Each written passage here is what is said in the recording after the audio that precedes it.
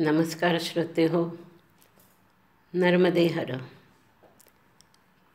काल सगळ्या अनुभूती आपण ऐकल्यात आणि त्या आनंदात सुखात अगदी आणि त्या मोठ्या हॉलमध्ये कॉटवर मी झोपी गेले.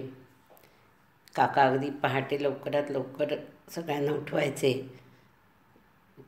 की घाटावर जायला उशीर होऊ नये आणि त्यांच्या शास्त्राप्रमाणे पहाटे पाणी जे कोमट असतं ते आम्हाला मिळावं अशी त्यांची धडपड.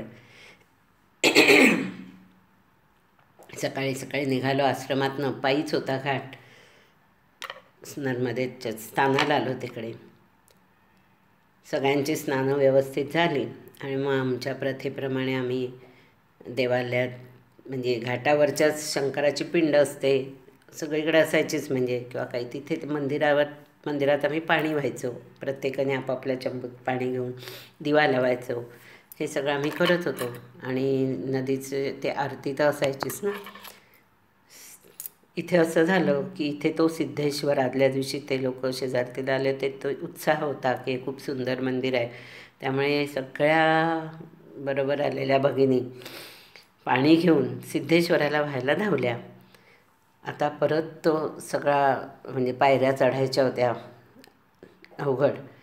आणि त्याहीपेक्षा सगळ्यात महत्त्वाचं म्हणजे काल मला त्या मंदिराने जे काही दिलं होतं, जा आनंद आणि समाधान दिला होता तो मला अगदी पुरेसा होता. आदल्या दिवशीचं दर्शन आणि अनुभूती मी अगदी तृप्त होते. त्यामुळे मी ठरवलं मी मस्त इथे सूर्योदय बघत उपासना करेन. सगळ्या धावल्या पाणी घेऊन. अजून उजाडायचं असतं जेव्हा आमची स्नानं व्हायची तेव्हा मी तिथे सरळ उभी राहिले आणि पूर्वेकडे तोंड करून आणि गडावरची सगळी उपासना म्हटली. तसंच उभं राहून जपही केला उभ्या उभ्याच. आणि मग थोडी पुढे जाऊन अजून नदीच्या जवळ नदीला नाणी अर्पण केली. अजूनही मला काही अर्पण करायचं होतं कारण मला माहीत होतं ना की इथे रत्न अर्पण करतात, रत्नाची ओटी भरतात, मध्यावर जाऊन अर्थात होडीतून असं काही होतं. तर माझ्या मनात जी काही मी पूजेची तयारी आणली होती मी सर्व अर्पण केलं आणि मला अगदी गंमत वाटली. तोवर उजाडलं होतं बरं का.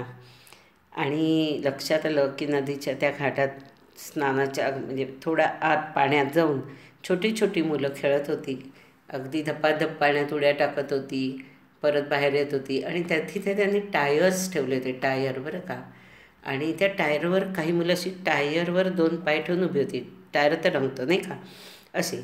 आणि मग आमच्यासारख्या जे तिथे आंघोळीला येतात श्रद्धाळू त्यांनी नाणी नदीला अर्पण केली की तो समोरचा टायरवर उभा असलेला किती असेल 6-7 वर्षाची वगैरे मुलं असतील, 5 ते 8 वर्षातली.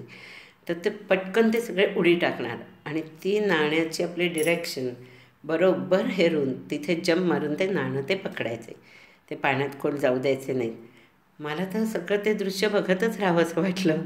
डोळ्यासमोर एखादा क्रिकेटवीर आहे ना की उंच लांबून येणारा बॉल पकडताना तो किती अंगविक्षेप करतो, किती झुकतो पूर्ण एखादा चेंडू पकडायला, तशी ही मुलं त्या टायरवरून जंप मारत होती अगदी पाण्यात आणि बरोबर नाणं पकडायची आणि विजयी मुद्रेने बघायची समोरच्याकडे. तर मी त्या नदीत अर्पण केलेली नाणी ज्या मुलांनी पकडली तो अगदी तोंड भरून हसला माझ्याकडे बघून आणि त्याची ती अगदी विजयी मुद्रा होती की त्याच्या हातात आलं.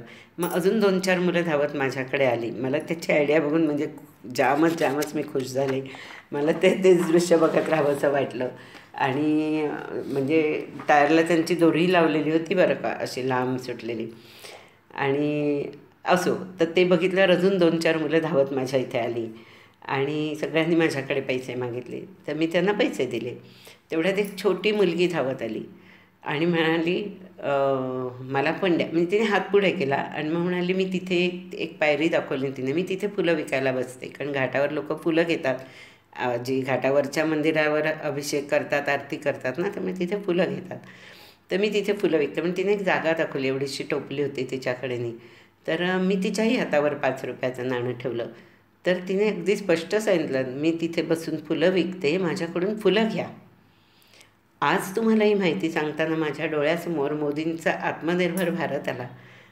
तो अशा मुलांकडून आपल्याला बघायला मिळेल. ही पुढची जनरेशन, तिचा स्वाभिमान बघून मला खरंच खूप आनंद झाला. मी 5 रुपयाची फुलं घेतली आणि तिथेच घाटावर मग मी काही वर जाणार नव्हते देवळात अर्पण करायला, त्यामुळे माझा अभिषेक फुलं अर्पण तिथंच झाली. थोड्या थोड्या अंतरावर कुठेतरी असतं शिवलिंग.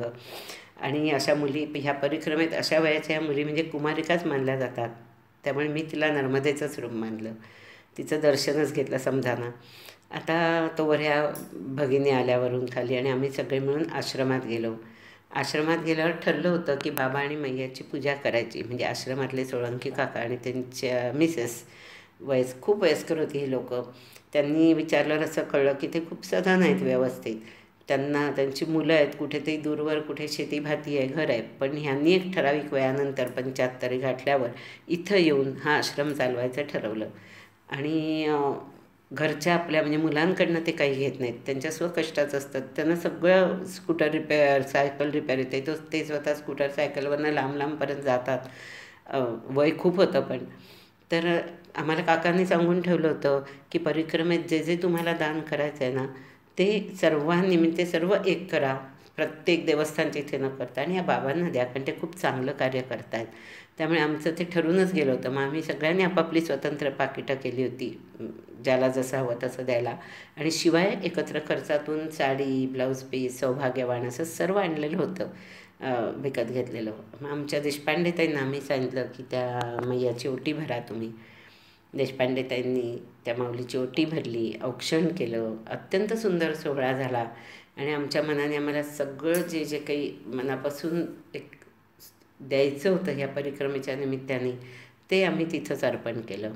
त्यानंतर संध्याने उत्तम उपमा बनवला होता, सगळ्यांनी उपमा खाल्ला आणि आम्ही तिथून बेडाघाटकडे प्रयाण केलं. आणि ह्या आश्रमात मुख्य म्हणजे अशी मोठी टाकी आणि त्यालाच लावलेले 5-6 नळ, त्यामुळे भरपूर पाणी होतं कपडे धुवायला. आम्ही तिथे जाऊन सगळ्यांनी अगदी घाटावरून आणलेले कपडे धुवून घेतले, गट्टपळून सगळ्यांनी आपापल्या पिशव्यात भरून. आता पुढे तुम्हाला माहिती आहे तसं जिथे काही वाटेत आम्ही जेवायला थांबणार तिथे ते वाळत घालायचे होते. अशा प्रकारे आम्ही इथून बेडाघाटला जाण्याकरता प्रयाण केलं. मग वाटेत आम्हाला गोपालपूर, नरसुल्लागंज, देहटी, ओवितुल्लागंज, भोजपूर, भीमबेटका ही सगळी गावं लागली. भीमबेटका ही जागा आज काकांनी जरा आमची बस थांबून आम्हाला दाखवली की एक रस्ता जो असा मोठा ब्रिज जात होता तिथून उजवीकडे जो वळतो, ते म्हणाले इथून भोपाळ 35 किलोमीटरवर आहे. तर असं करता करता पुढे जाऊन आम्ही 1 वाजता बाडी ह्या ठिकाणी आलो. तिथे आमचं भोजन घ्यायचं ठरलं. इथे भरपूर ऐसपैस जागा होती, मोकळं अंगण होतं. धावतच सगळ्यांनी पहिले कपडे वाळत घातले नेहमीप्रमाणे. आणि ही जागा खूपच सोयीची होती, कारण जे काही तिथे बांधलेलं होतं, काही आश्रमच म्हणा, आम्हाला देऊळचं काही मोठं दिसलं नाही, पण बाहेर असं ऑफिससारखं त्यांच्या होतं एक. आणि तिथून आत शिरल्यावर उत्तम प्रकारची बाथरूम, पाणी याची सोय होती. आणि अंगणात आम्ही आमच्या दोऱ्या लावून कपडे वाळत घातले, जेवलो आणि साधारण 1 तासात तिथून आम्ही पुढे जायला निघालो बेडाघाटकडे. 2 वाजल्यापासून 8 वाजेपर्यंत सगळा अगदी खडखडणारा रस्ता होता अक्षरशः. त्यातनं प्रवास करत आम्ही वाटेत आम्हाला गावं लागली ना ती बरेली, उदयपुरा, नंतर खरगोन, तेंदुखेडा. काकांनी नावं सांगितली. ह्या खरगोनला पुढे जाऊन माझा जाण्याचा योग आला. नंतर मी त्याच्या पुढच्या वर्षी स्मिताताई जोगळेकरांबरोबर भारतीताईंच्या नर्मदा लेला जेव्हा राहायला गेले होते 7-8 दिवस, त्यावेळेला ते खरगोन जिल्ह्यात येतं. आणि खरगोन जे मुख्य आहे शहर, तिथे गाईंचा बाजार आठवड्यातनं एकदा भरतो. आणि म्हणून ह्या खरगोनमध्ये येण्याची नंतर मला संधी आली आणि तो एक मोठा गाईचा बाजार मी पाहिला, गाय वासरू सकट विकत. आम्हाला घ्यायचं होतं, मला आणि स्मिताताईंना. तर जीप घेऊन ताई आम्हाला घेऊन आल्या होत्या आणि तो सगळा सौदा कसा चालतो, कशी निवडतात गाय वासरू. आम्ही ते अर्थात जीपमध्ये बसून, खाली तर नुसता चिखल असं होता आणि शेण आणि खूपच जनावरं होती विकायला. त्या लोकांना सवय असते तिथे वावरायची, आपल्याला नाही. आणि लोक पण वेगळ्या प्रकारची असतात. तर ताई म्हणालेल्या जीपमध्येच बसून राहा आणि बघा तुम्ही सगळं. ते खरगोन ते आम्हाला इथे वाटेत लागलं, तेंदुखेडा. आणि असं करत पुढे राजमार्ग चौराहा अशी जागा आली. तिथे काका म्हणाले इथे आपण चहा घेऊया. आणि एका अशा ओपनच छोट्या हॉटेलमध्ये आम्ही सगळ्यांनी चहा घेतला. आणि अजून तिथून एक 9 किलोमीटरवर म्हणजे बेडाघाटला जाताना वाटेत ब्रह्मांड म्हणून जागा आहे, बर्मन असंही त्याला म्हणतात. काकांना सगळ्यांना आम्हाला खरं तर ती जागा दाखवायची होती, पण इथे तिथे त्या बर्मनला व्यवस्था नीट नाही असं त्यांना कळलं होतं, त्यांनी चौकशी केली तर. त्यामुळे शेवट शाहूपुरा मार्गे आम्ही बेडाघाटला पोचलो. बेडाघाटला काकांनी तिवारी लॉज बुक केलेलं होतं आमच्याकरता. त्यामुळे इथे हॉटेल म्हणजे एकदम हॉटेलसारखी व्यवस्था, अटॅच बाथरूम, 2 बेड वगैरे असं सगळं होतं व्यवस्थित. आणि पण लॉज म्हणजे जेवायला खाली उतरून कुठेतरी ती संध्या बनवायची, तिथे जायचं वगैरे अशी व्यवस्था होती. आणि ह्या लॉजच्या एंट्रन्सलाच म्हणजे अनेक शिवलिंग, म्हणजे त्या माणसाचं ज्यांचं लॉज होतं ना त्याचा खाली तो व्यवसाय होता. अशी वेगवेगळ्या आकाराची शिवलिंग बनवलेली अख्खा एक मोठा हॉल भरलेला होता. ती तिथे बनवली जातात आणि विकत घेतात लोक, असं कळलं. असो. आणि आम्हाला ते जाताना काकांनी जे बर्मन म्हणून जागा सांगितली ना, त्याबद्दल त्यांनी अशी माहिती दिली होती की तिथे मार्कंडेय ऋषींनी तपश्चर्या केली होती आणि नर्मदा पुराण लिहिलं होतं आणि ब्रह्मांडाची उकल त्यांना तिथे झाली, म्हणून त्याला ब्रह्मांड किंवा तिथल्या कुठल्या भाषेत लोक बर्मन असं म्हणतात, अशी माहिती मिळाली होती. असं. आणि आता आम्ही इथे बेडाघाटला आलो आणि इथे आमचा 2 दिवस मुक्काम होता. तिथे आता विश्रांती घ्यायची ठरली. म्हणजे आम्ही दुसऱ्या दिवशी आम्हाला 20 तारखेचाही घाट स्नान मिळणार होतं नर्मदेचं आणि 21 तारीख स्नान करून मग आम्ही पुढे जाणार होतो. त्यामुळे जास्त बाकीची कुठचीच धावपळ न करता रात्रीच्या वेळात आम्ही फार बाहेर नाही पडलो, त्या गल्लीत पडलो. तिथे अशा छोट्या हातगाड्यांवर ह्याची संगमरवरी, छोटी छोटी शिवलिंग, नंतर पणत्या, संगमरवरी, अशा काही काही छोट्या छोट्या वस्तू विकायला होत्या. आम्ही सगळे थोडेसे तेवढे बाहेर पडलो रस्ता क्रॉस करून आणि सगळ्यांनी घेतलं, म्हणजे मीही घेतलं, सगळ्यांनी त्या वस्तू थोड्या थोड्या विकत घेतल्या, अशा कोणाला भेट द्यायला म्हणून असेल. तेवढंच करून आम्ही परत आलो आणि जेवलो आणि आम्ही तिथे विश्रांती घेतली. आजचा हा दिवस तसा झटपट आमचा निघाला. विशेष बाकी अशा घटना काही नव्हत्या की प्रवासातही, म्हणजे प्रवासातही खडखड खडखड झाला होता. त्यामुळे सगळ्यांचा अंग बऱ्यापैकी म्हणजे सगळे थकलेले होते आणि अंग मोडलेलं होतं. त्यामुळे आणि पुढे निवांतपणा होता की आता 2 दिवस राहायचा आहे इथे, मुक्काम आहे. त्यामुळे निवांतपणे सगळ्यांनी विश्रांती घेतली. आजचा प्रवास इथेच. आता उद्या आणि परवा बेडाघाटचं वर्णन 2 दिवसाचं आपण बघूया आता उद्याच्या भागात. नर्मदे हर, नर्मदे हर, नर्मदे हर.